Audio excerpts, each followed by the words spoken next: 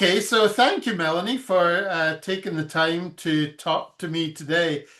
Your work on the intersection, I guess, of technology and geopolitics is, I think, really, really important today. It's something that most governments seem to be grappling with, trying to work out how they should deal with. And there are a number of areas, of course, that are important in this topic that I hope will be captured in the items that we discuss. I thought I would start just by asking you to just provide a little bit of background as to how you became involved in this area. You were initially involved with your career started in the legal field, dealing with diplomacy, also dealing with conflict resolution, and now you're here. So if you'd like to just tell me how.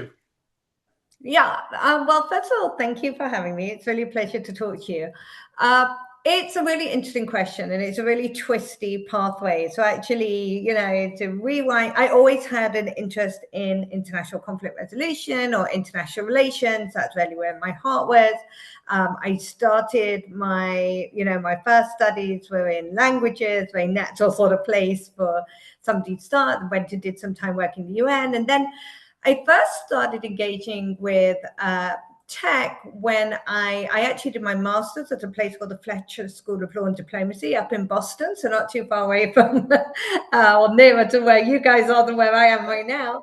And as part of that, I took a minor in innovation ecosystems and actually how governments innovate. And at that time, it was a lot of looking at structurally how states innovate. There's a difference between Western and Eastern states at that point, very big.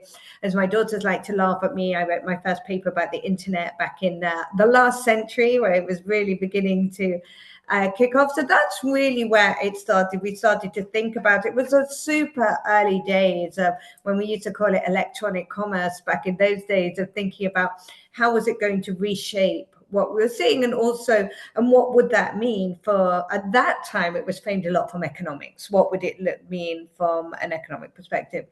That kind of got put on hold for a little bit and went and did some more work. And then I was working actually in the conflict resolution field, where it came back a little bit into play, where I was setting up joint to sort of tech incubators between Jews and Arabs in Israel as a way of bringing people together. And that was in the really early, we're still doing people to people work. And then I took a segue and went into law for a while. And then I came back to the academy, did my PhD, and started teaching international security and international relations and international conflict resolution. Now, by that time, we'd had the cyber attack on Estonia. So some of the things we'd theorized a whole bunch of years before was beginning to happen. And we had Russia's cyber attack on Estonia. And what I started to see as I was teaching, and I sort of have what was like a bullet point and a slide and a lecture, the lecture and a course, was that tech was beginning to reshape how we think about international relations. And this is where I started to really go down the rabbit hole of sort of, it was, by 2012, we had, people forget, it was the whole killer robots debate was coming into play. And so following this, building it into my work, researching more and more, by the time it got to about 2016, I went to my faculty and said, I actually need to teach a course on this. And that's when I designed my course, From Cyber Warfare to Robots, A Future of Conflict in the Digital Age, which is a course that evolves every year. So it goes everything from cyber through to astropolitics now, genetic engineering of Soldier 2.0, nanotech and stealth technologies, all the things that I'm sure that your classes are working on and building and understanding from a different perspective. And so with full-time teaching, then went part-time just teaching that course and my international negotiation course. I keep both active. Then spent some time with the Tony Blair Institute, setting up their work on cyber and tech geopolitics and tech and public policy, sort of the geopolitics of everything, from like AI, quantum, cyber. Increasingly, as I say, what really interests me is the resilience of the architecture on which everybody's building stuff right? So people talk about AI, they talk about cyber, they talk about quantum, but it's on quite a fragile architecture, and sort of every level of that is sort of riddled with geopolitical tension. You know, we see it in stories about chips, and we see it in stories about, you know, research, and we see it in the actual, you know, active infrastructure from submarine cables up to satellites and everything in between. So that's the potted history of how I got to where I am today. Well, I'm always interested to hear about how you got to where you are today, because the combination of skills and experience that enable you to think about technology and its political impact is often a unique thing. People don't always follow a path that would enable them to think about things in this way. I was interested to hear you were at the Tony Blair Institute, where a lot of important work, I think, has been done around politics and technology that I've also, looked at over the last few years. As you have thought about this topic, and perhaps by way of introduction to some of the things we might talk about today, uh, the relationship between technology and geopolitics. Uh, what is the role that technology is playing there? What are the main areas that we would look at in order to understand this and its impact on the world, which today is great? Yeah, it's a really good question. I think there's multiple ways of looking at it, of sort of whether it, you know, is sort of deterministic, or whether, you know, sort of what is this role. Often it's been thought of, particularly when we look from the defense point of view, sort of where these sit with like revolutions in military affairs, or where they sit with general societal revolutions or big societal disruption.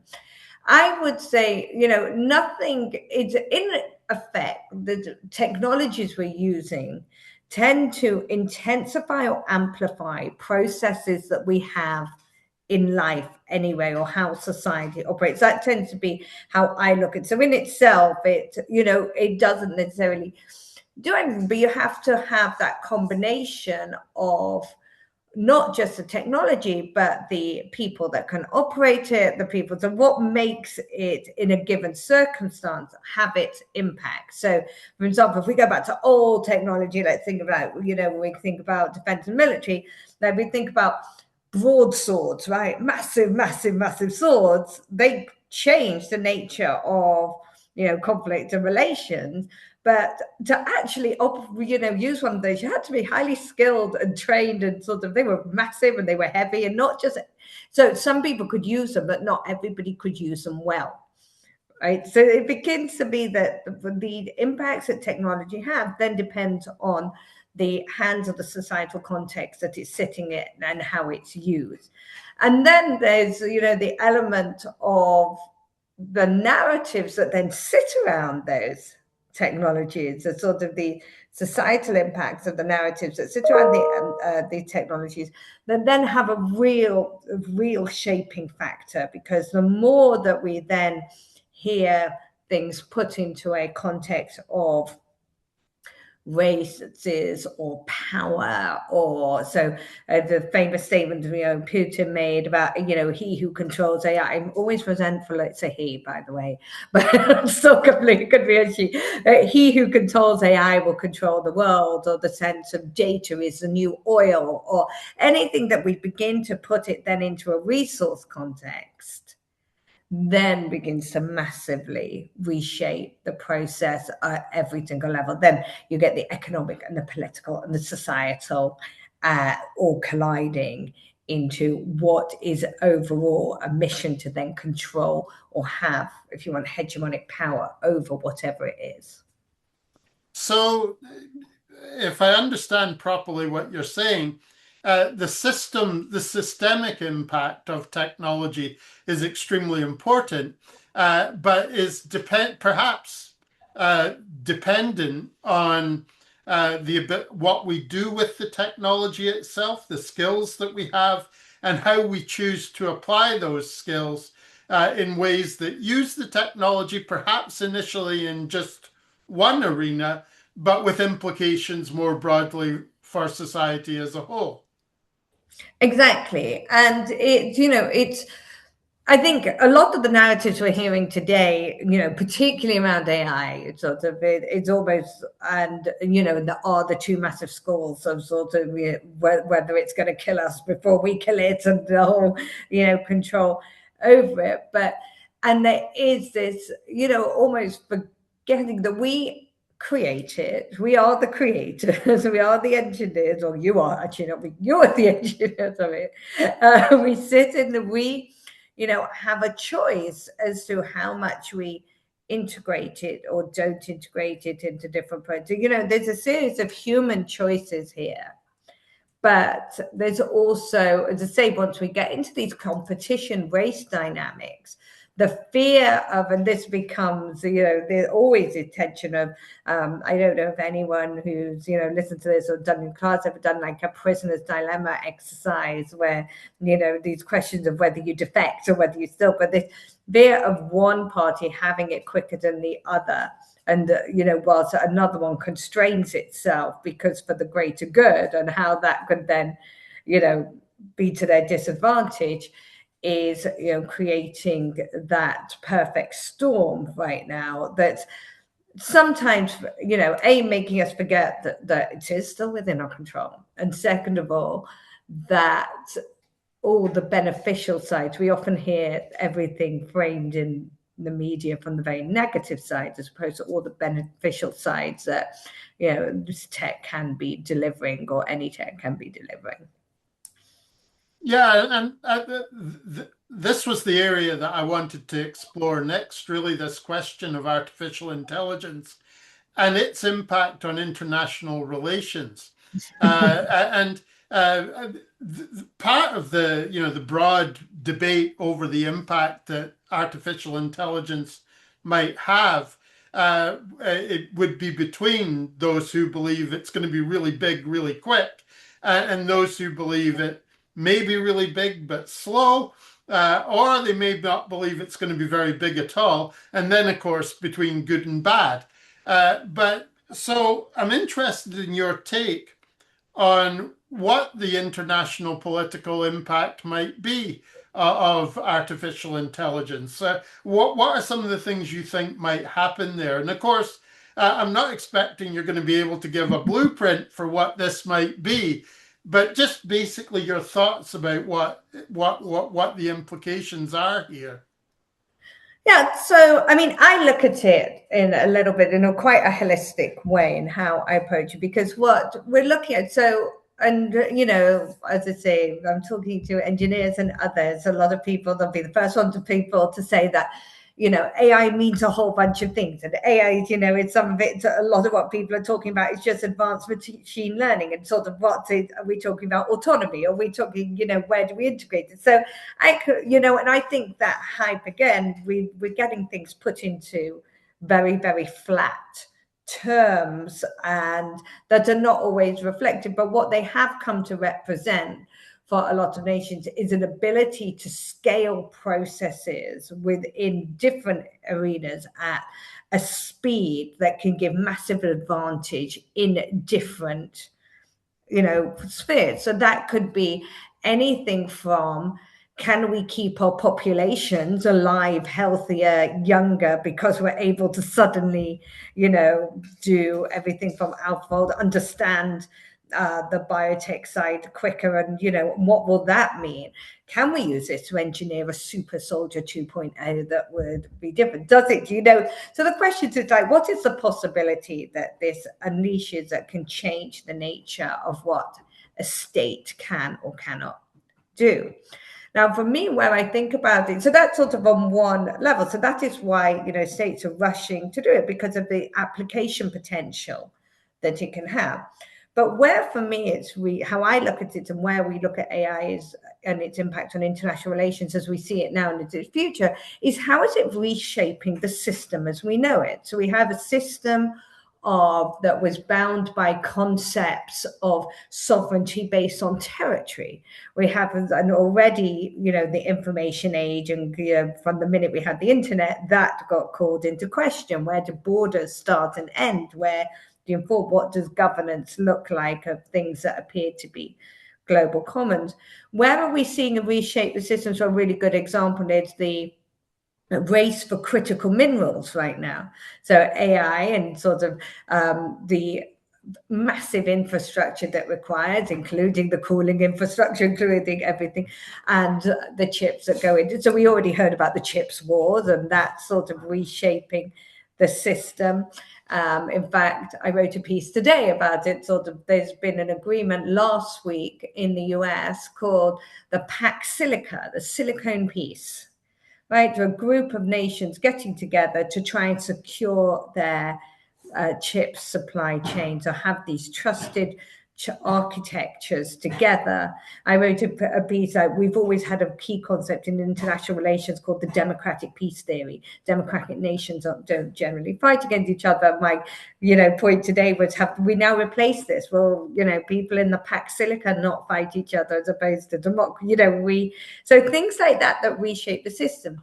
The drive for critical minerals, we're seeing it across the board with things like, where does it converge into other areas of international relations? So when President Trump has been talking to President Zelensky about Ukraine and saying, well, we'll help this, but part of, rather than we put boots on the ground, give us access to the critical minerals that we need in it. The same as we're seeing if you look at President Trump's recent trips to Asia, in practically every single agreement, there was something to do with critical minerals in that agreement. So where we're getting then a reshaping of the system based not just on the AI itself, but on that infrastructure in which it needs to be built. And that then goes down to protecting your communications architecture. Have a big love of subsea cables, where 97% of our communications come through subsea cable infrastructure. How does that then, as we build AI, or we build all technology onto this infrastructure, but as we become dependent on these AI-enabled processes within our life and our homes and our businesses, then what becomes our Achilles heels?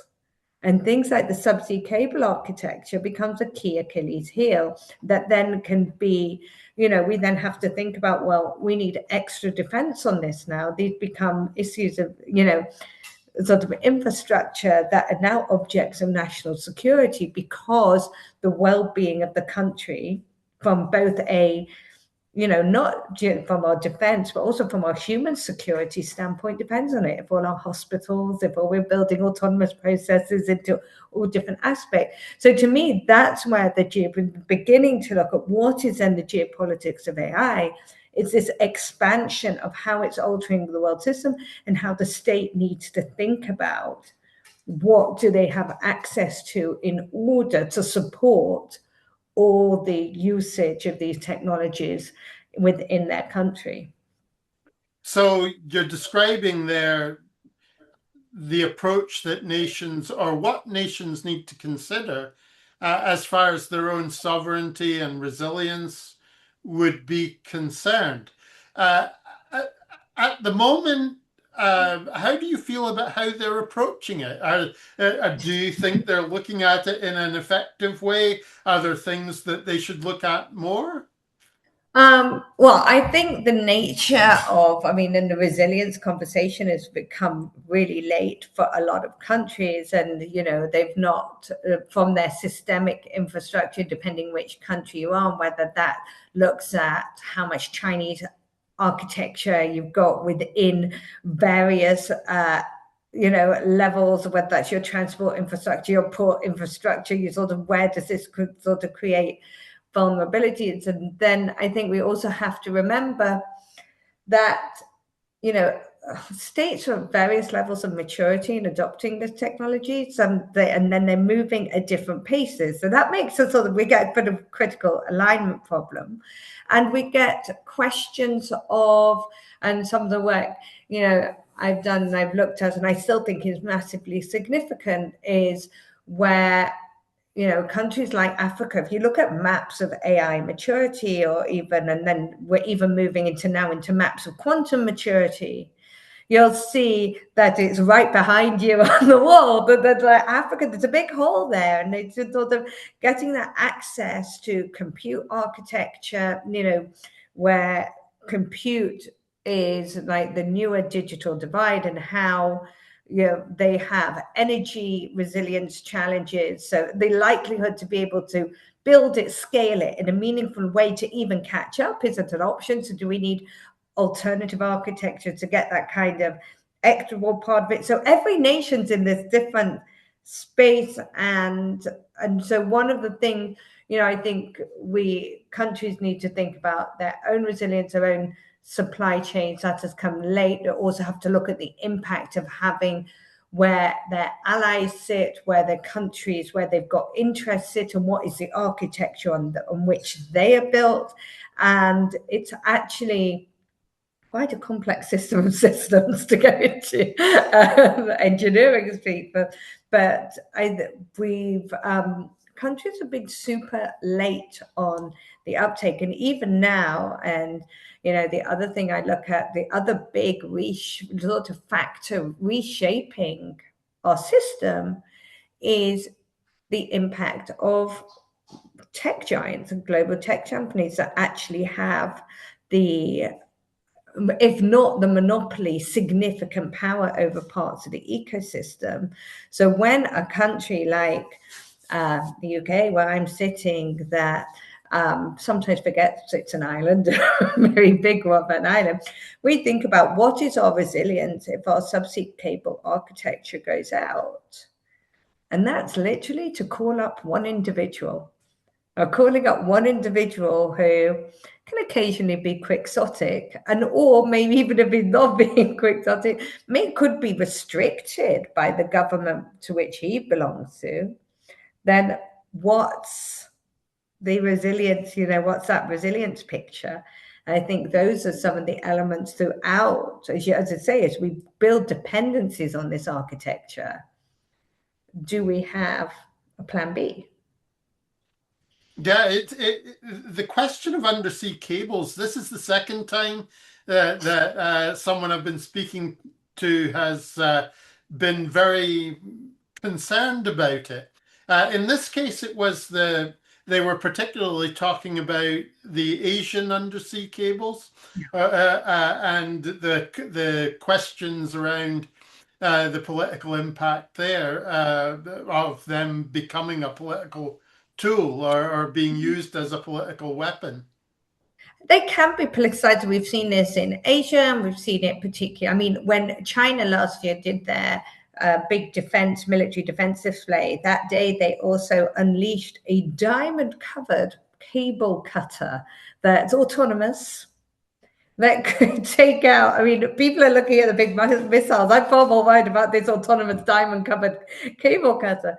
But we've seen issues in the Baltics as well. That's been, how that's been weaponized. If we looked at the end of 2024, and then President Biden said that the Ukrainians could use US long-range missiles in Ukraine against Russia, and then within days, it just so happens that the sort of a ship with a sort of loose anchor in the Baltics that manages to sort of cut through a cable. So it's like, this is where sometimes conflict is not like for like, it's sort of hitting at an Achilles heel.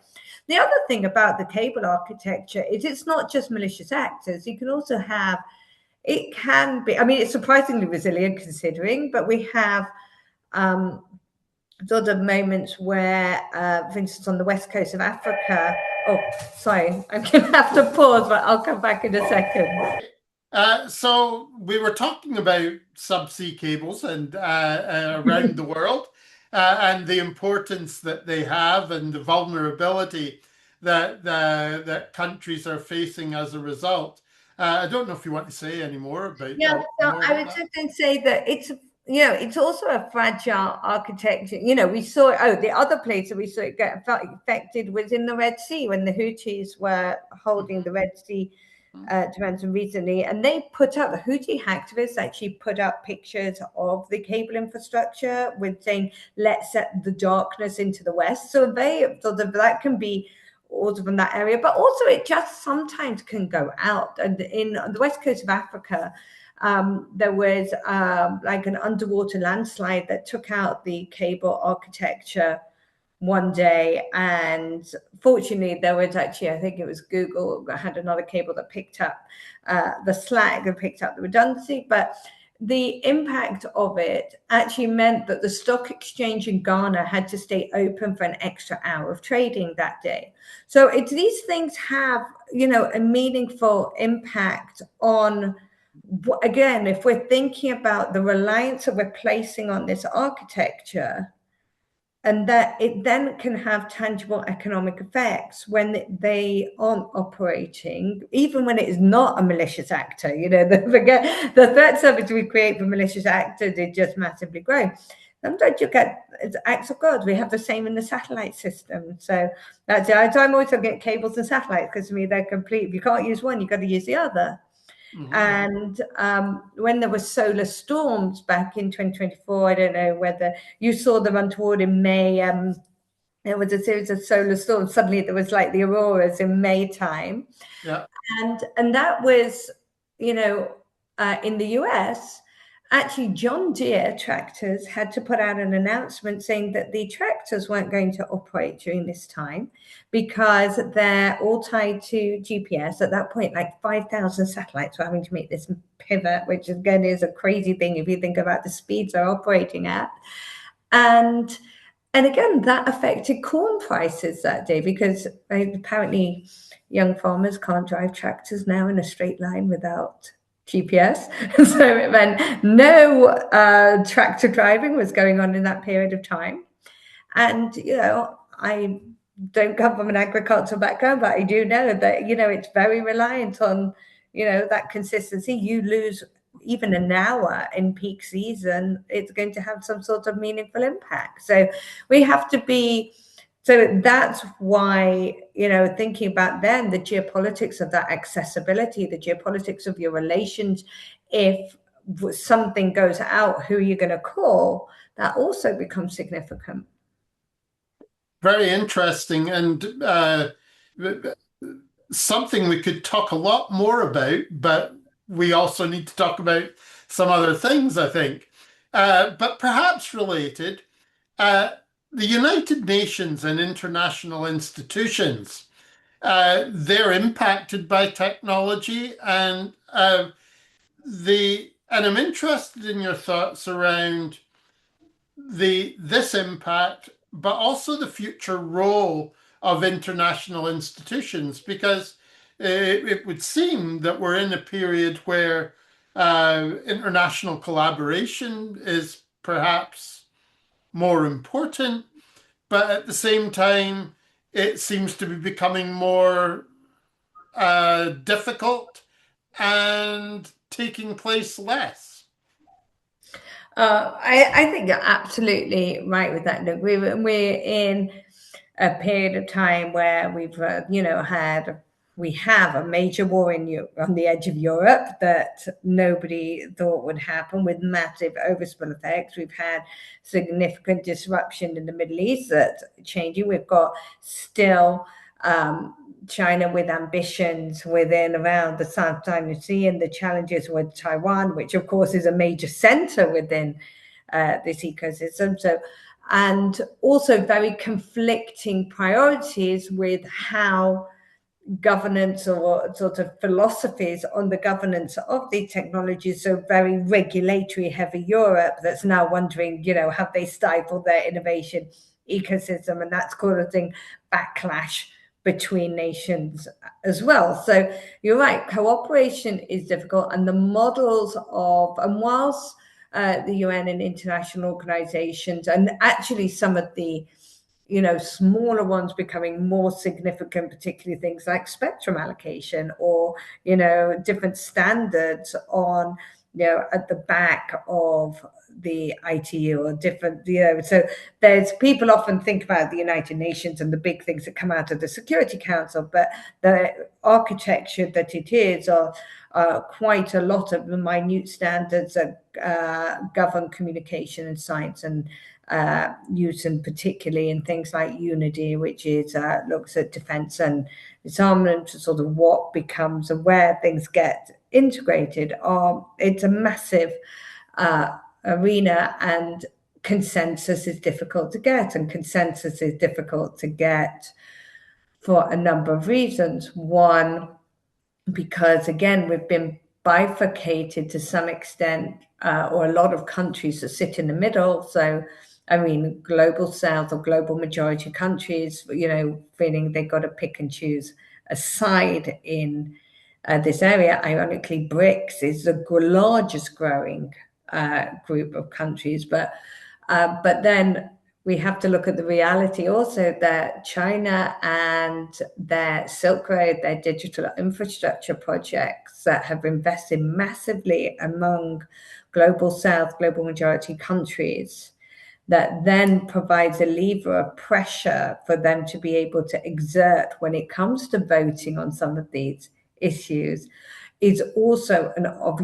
sort of an obstacle for where other nations are saying, well, there's no point bringing this to the UN because we're not going to get, a proper discussion on this. It's still going to be quite, in the end, come from binary standpoint. And there are a lot of sort of increasingly, and this is like what we're seeing with things like the Pax Silica that just came out last week, what we'd say minilaterals growing. So we're getting groups of sort of trusted, if you want, alliances, NATO, sort of different groups that are beginning. So I think we're getting this fragmentation into minilaterals that will work together, but the overall vision of having an overarching treaty that will govern, whether that's AI or, if you just have to look at climate change negotiations, right? Just how many years climate change negotiations are going on year, and how fraught they are, and how challenging it is to get agreement, even across quite small things that are actually existential for many nations. So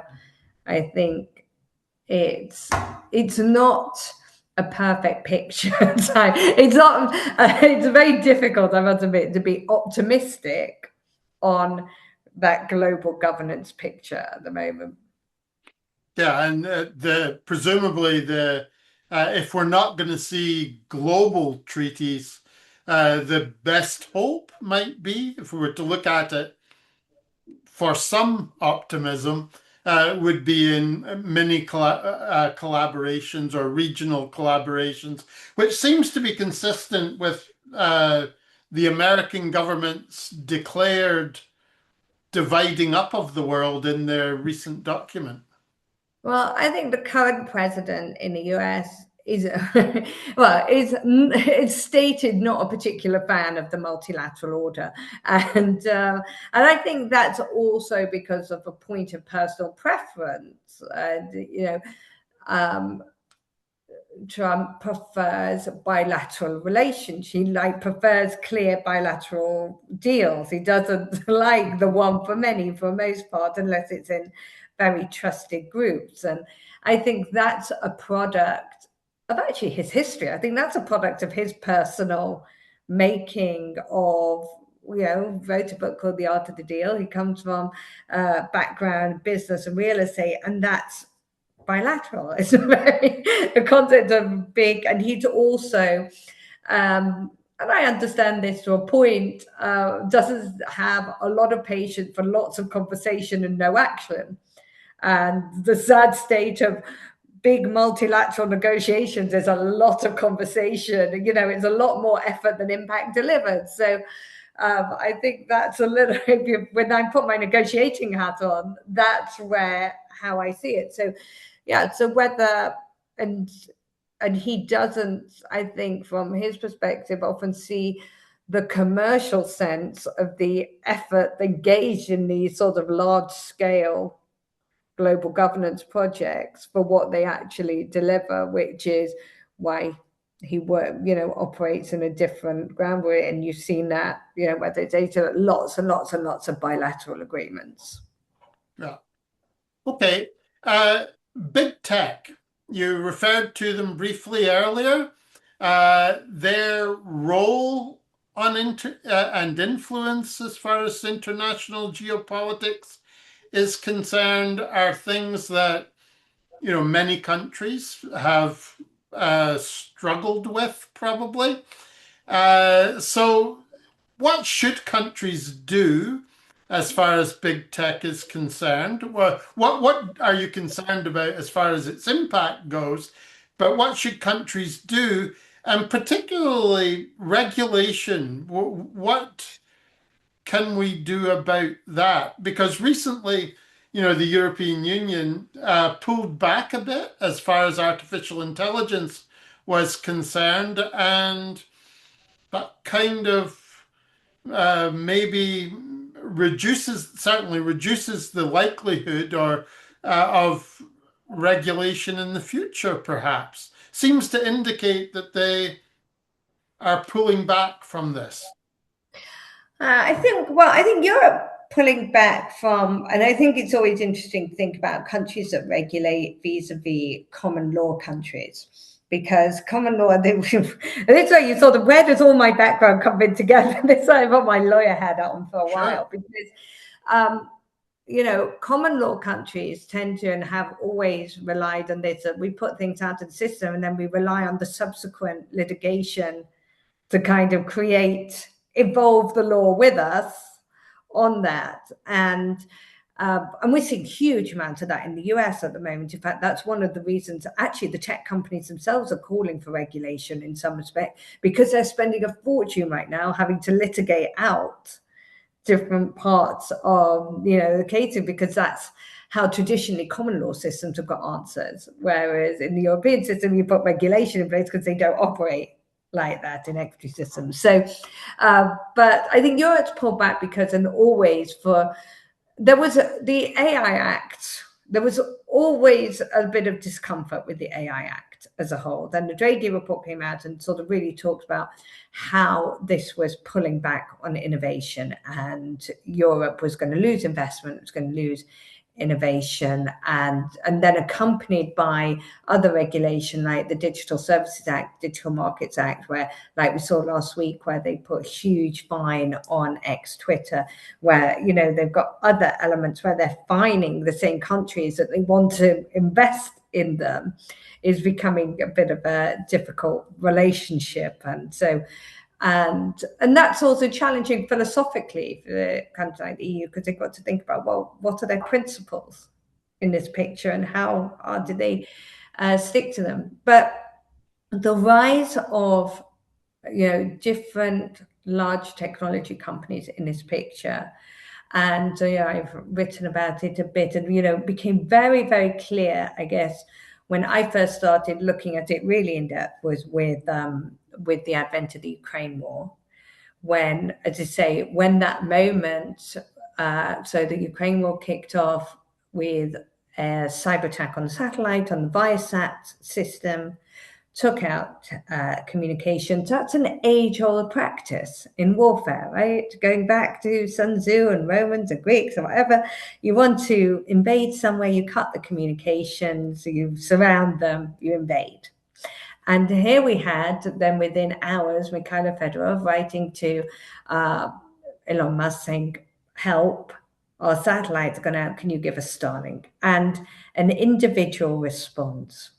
Now, first of all, and now you have for the first time one person or a company, a private company, that has meaningfully altered the balance of power or the course of warfare.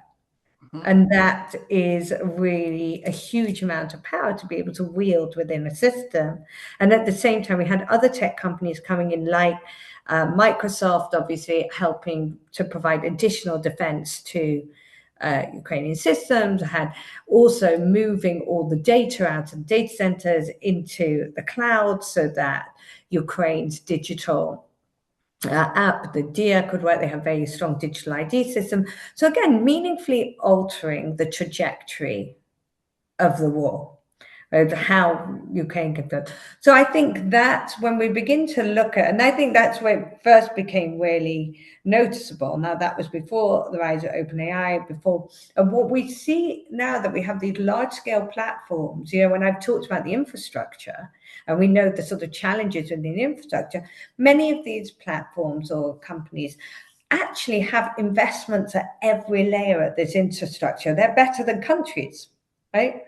You have some that have, if you look now, say Google has subsea cables. They've now recently launched their Suncatcher project, which is about, data's in orbit, but also capturing sunlight, and they have their platforms in between. And so we look at that's a tremendous amount of power that exists, and also these companies, and we know that the energy is a problem, so they're investing. Amazon, they've been investing also in small modular reactors to think about, are they going to go into that? So they can almost exist independently of anything else. Mm-hmm. Which is, to some extent, either from country perspective, we have to embrace that and just make sure you've got sufficient diversification throughout them to be operational. And that's why, from a national security perspective, we're hearing a lot about sovereign clouds or sovereign AI. We're getting this pullback. What is sovereign AI? But the reality is no country, except for possibly China and the US, maybe. But even if you actually look at the US's pipeline, they've got 50% of their critical minerals they have to import 100% of, and so but what does this actually mean now? Mm-hmm. And so it might be that yes, you use some public cloud and you get them to build.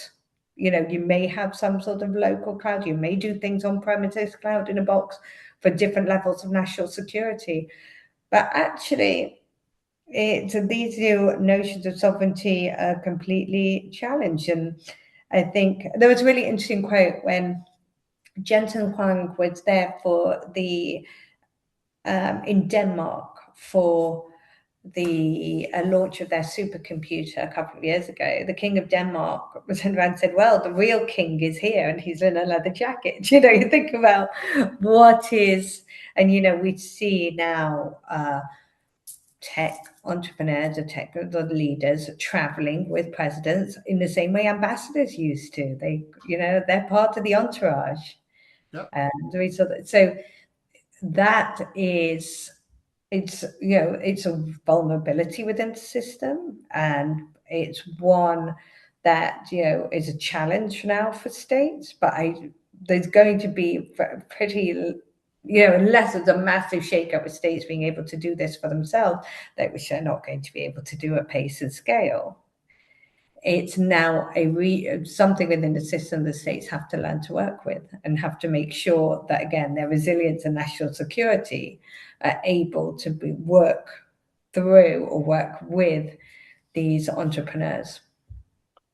Are you suggesting that too, that the notion of sovereignty has limits for countries, and that ultimately, although some countries are pursuing strategies now that are intended to achieve sovereignty, complete sovereignty, not having any dependence anywhere else, though that's probably an extreme case. But you're basically saying that that's doomed to not be successful, and that diplomacy will ultimately be the only solution. I think even yesterday I was part of a webinar that was looking at NATO's sovereign cloud, and we were looking at what is data sovereignty. And there was an article in the Wall Street Journal talking about countries now wanting their data back, right? And how do we do that? Now, fortunately, it's questions of, I'm sure everybody you work with will know that that conception of data is kind of mad, and we all know that data only works better when combined with other data, and that's how you get the answers. And you need, this insatiable amount of data that we need for answers. But we also know there's technological solutions to that, like using, federated systems, or rather than putting everything into a data lake somewhere, that can allow these solutions, so you can get these sort of privacy enhancing technologies, privacy preserving measures that allow for data to perhaps be process and share the results and have the results. But, there's different paradigms of that where, so if you want to think about that, but we have to be really careful that, whenever, you have any kind of alliance, that involves giving up a measure of sovereignty. It creates a dependence within a system, whether that's a defense alliance or an agreement. So, and globalization was based on sort of these, eroding away bits of what we thought about sovereignty, and now we're getting these very, very hard lines trying to be drawn back on things that are quite ethereal to some extent.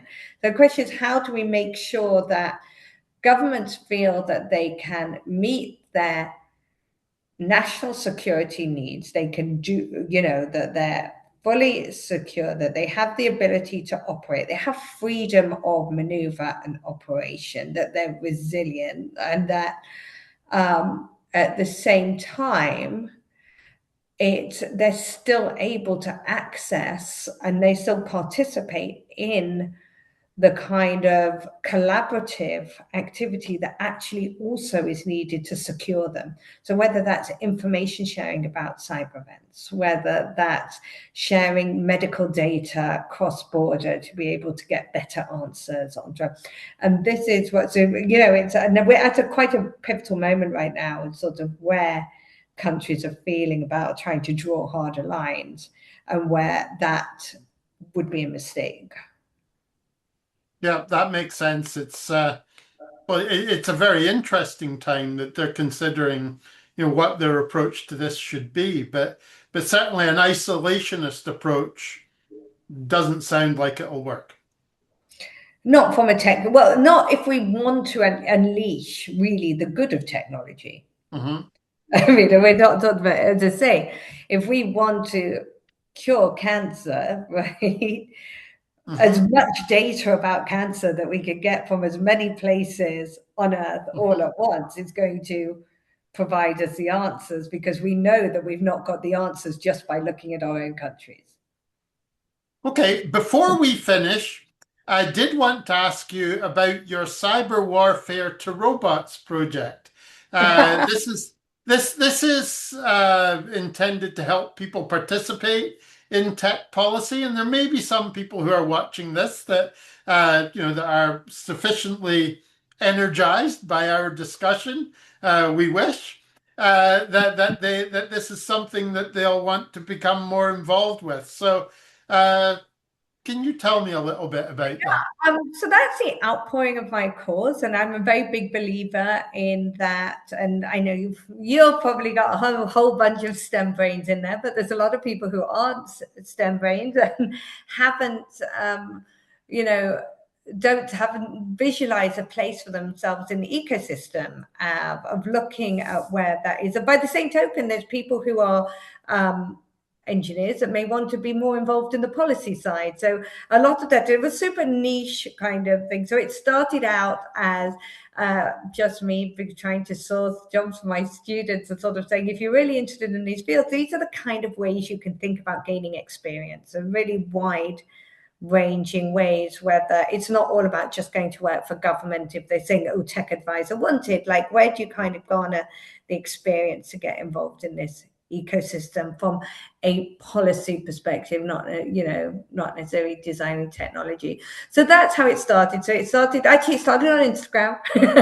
And then my students who were getting a bit older saying, we don't want to use Instagram anymore, will you put it onto LinkedIn? So I created this community on LinkedIn, and it's only on LinkedIn for about a year old. So I produce a weekly analysis of what I think are cool issues in tech policy. As I say, this week I was writing about Pax Silicana. It's like, what does that mean?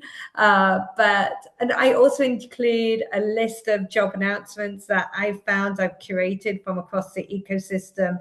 They're made sort of heavily for like Europe, EU, UK focus, but I'm always happy to, there's a market for me to throw in some Canada ones when I see them. I'm happy to do that.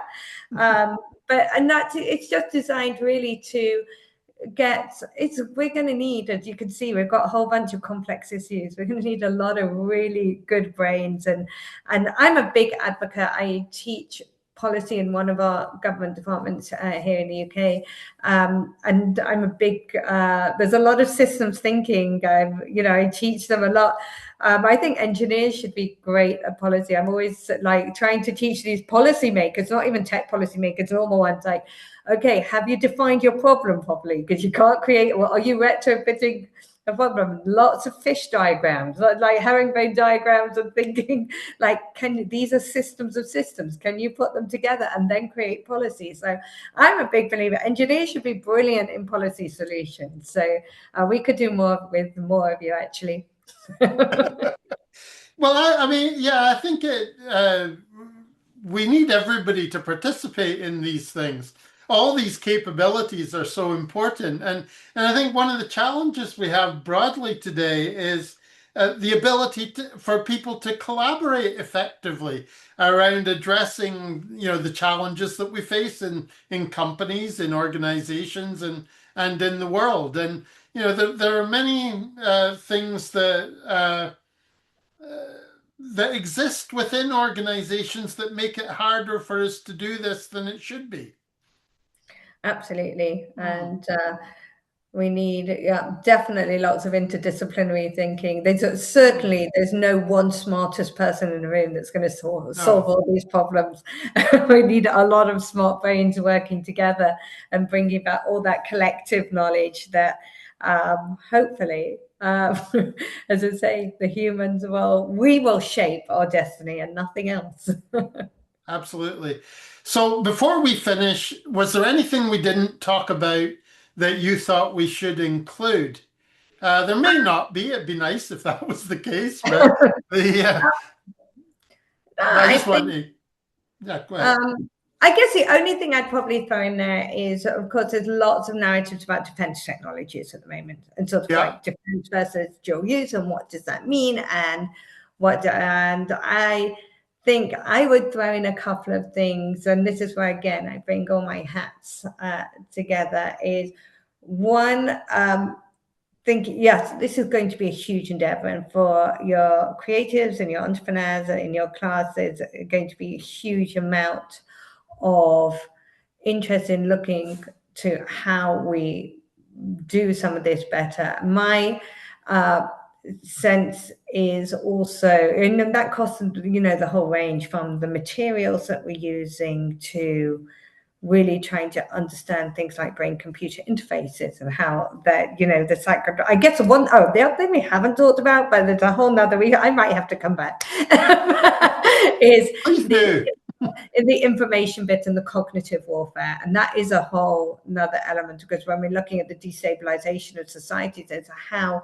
these technologies are being used as part of cognitive warfare and to create chaos and to if you want, pull at the fabrics of democracy to polarize nations. And we're seeing that all around us. And that's something, we've seen that from increasing use of deepfake technologies, and to be able to really undermine some of our processes, and how do we secure against that. It's another very long conversation, but I think there's going to be a lot. There's a lot of scope, a lot of interest in thinking about what is defense technologies, what are dual use technologies, how do you think about what you're creating in those defense threats. I'm going to end up with one last thing from my old hat, is that sometimes I think we forget to think about dual use technologies, not just about civil and military, but also, from the conflict management side. And like the best conflict management, it's a conflict that you can prevent. I'm big fans of thinking about my work companies that do sort of like socially psychological, realistic digital twins to see, can you see where there's hotspots of potential violence going on? Can we think about mechanisms to bring trust into post-conflict situations where you've got to, do reconstruction and rebuilding? So there's a little challenge there. We talked a lot about, so when we think about defense technologies, that can be a much bigger picture of what we're looking at. But that might be, again, another conversation for another day. Yes, which would be very nice if we could do it.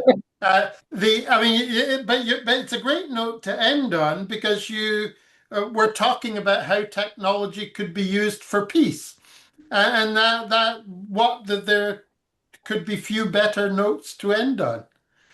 So thank you, Melanie. I really appreciate you talking to me, and it would be great to be able to talk again, maybe in a year or so when you've done more work, and we have new things that we could talk about. But that would, I would love to do that. Well, I would be always happy to come back. So, and thank you very much for having me.